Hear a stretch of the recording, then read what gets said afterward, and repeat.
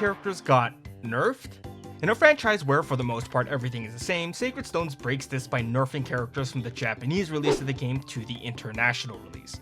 Characters like Franz, aka Little Seth, is one of those characters as he got hit in his base HP, strength, and speed by -1 on his join chapter. Thankfully his growths are still intact, and at the very least you get him early enough so you have ample time to make up for these nerfs. But sure, Franz is incredible in Sacred Stones, so the nerfs feel justified, but then why nerf Naomi in her HP stat? I feel like this is one of the more random nerfs as it's pretty agreed upon that archers in the GBA titles weren't ever the best. And they knew this because Innes actually gets a buff instead of a nerf, giving him an additional +3 HP. I guess that's where Naomi's HP stat went. And his sister got both nerfs and buffs, getting -1 in attack and defense, but +1 in skill and speed. Don't know what the devs were cooking in the Sacred Stones, but I'm glad JaeAIK got that +2 in con, so hand axes aren't a problem. Wait, they were never a problem. This is Fire Emblem's most unique class. Fire Emblem 8 introduced to us a lot of new and interesting classes, and a lot of experimental ones that we'll probably never see again. I really hope this is the last time we see the Pupil class.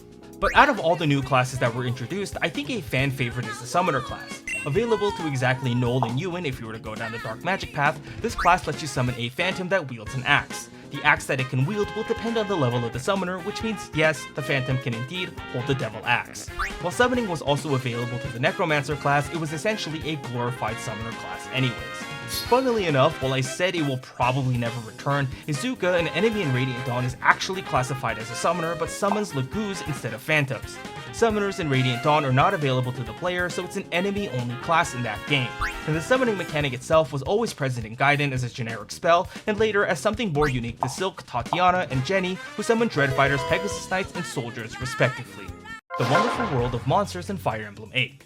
Because of Fire Emblem 8's setting and the revival of the Demon King, Intelligent Systems brought back the monster class after being ditched all the way back in Fire Emblem Gaiden.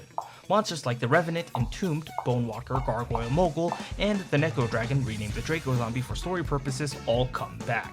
But the Sacred Stones decides to take it a step further by introducing to us more classes like the Veil, the Mouth Dogs, Tarvos, Cyclops, Gorgons, and our very own summonable Phantom, who also goes into this subclass. And while they could have just stopped here, they take it one more step further by giving all of these monsters promotions. While the Entombed and the White are back from Gaiden, Gargoyles get the Death Goyle, and the Moguls get the Arc Mogul. And the ones introduced in Fire Emblem 8 also get promoted versions, as the Bale becomes the Elder Bale, Mouth Dogs become the Gwilgi, and the Tarvos become the Mailed Ones. Though Cyclops and Gorgons don't get promoted versions for good reasons, Gorgons do get the Gorgon Egg, which probably brings back both good and horrible memories for a lot of FE8 fans. The Tragedy of Orson. I think a lot of Fire Emblem fans can agree that the Sacred Stones has the best cast of characters, headed by the twins and their relationship with other characters. While not as prevalent as Leon, Orson is one of them. The biggest theme in the Sacred Stones is how far a character will go in the name of someone they love. Orson, who had just lost his wife, falls into heavy grief, and through the temptation of the Demon King's sweet words, saying how he can bring back his dead wife, Orson betrays his liege in the name of love. But the most tragic bit, it's later revealed that Monica, his wife, is nothing but a reanimated corpse saying the word Starling over and over again, showcasing how far Orson's mental had fallen. This is reflected in his sprite, how the once mighty General of Renee has a sprite when he's with you in Chapter 5X, flush with color, and later when you have to fight him in Chapter 16 with the sunken eyes and the more defined cheekbones. While we can sympathize with Orson, what he did was a greedy exchange for his happiness as the world around him falls to ashes, but at least Orson was happy. The Wacky pre-release portraits of FE8. According to the wiki in 2008, the betas for both the Blazing Blade and the Sacred Stones was leaked from the Intelligent Systems FTP server, taken by a Japanese group and then later posted to the English fanbase. This is quite literally their words, not mine. But upon my weird deep dive into the fascinating mess, the portraits were the most interesting. Characters like Amelia, Ross, Garcia, Lute, and Vanessa were for the most part done and complete, though they were using Fire Emblem 7's color palette instead of the deeper color palette that we've come to know in Fire Emblem 8. But then there are characters with minor changes, like Erica, who's noticeably a little longer and slimmer, Ephraim with a different colored shoulder pad, and Mulder with a suburban dad fit. And then we have characters like Kyle and Ford who switched color palettes entirely and had a lot of changes happening to them. Kent 2.0 goes kinda hard though. But the most fascinating to me, this isn't Tana, that's La Rochelle, and that isn't Naomi, that's Tethys. I'm glad we got the Fire Emblem 8 we have today, but looking at these, I couldn't help but think, what if? This is Fire Emblem's deadliest glitch. What you're witnessing here is not a still frame. The game is in fact still running, but you are now soft locked and unable to move. Let me explain. Pierce in Fire Emblem 8 is an exclusive skill to Wyvern Knights, which, when procced, allows the user to ignore enemy defenses. This skill is incredibly strong, allowing for wacky and fun moments like allowing things like a Slim Lance to just ignore the Demon King's defense stat and just melt his health bar. Vidnofnir? Never heard of them. But because of how this skill works, if it ends up being procced twice, the Wyvern Knight will be able to attack twice before the health bar is done going down from the initial hit, which freaks the game out a little bit because they now don't know where the health bar is supposed to go, thus the freeze ends up happening. Funnily enough though, this is only present in international releases of the game and not on Japanese copies. So, thanks for this, I guess, intelligence system?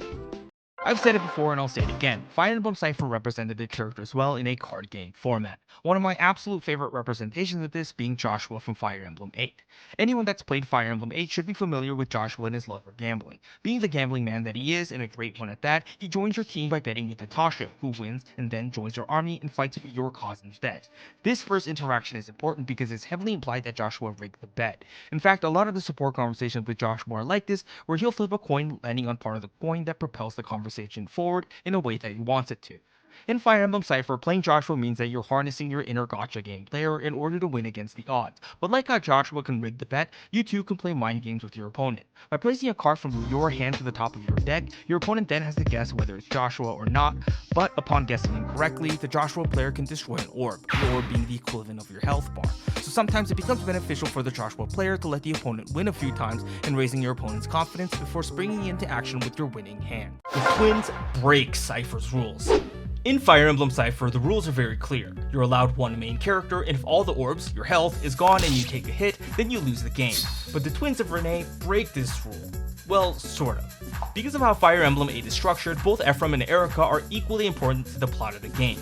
It's impossible to separate the two, hence why Ephraim also makes an appearance in Engage, despite the ring being directly tied to Erica. So the cards, Erica, Restoration Queen, and Ephraim, Restoration King, kind of let you quote cheat and kind of pseudo let you have two lords, since instead of sending these cards to the retreat area, you're allowed to break an orb instead if either of these two cards are the main characters. It also helps that these two cards share a full arc.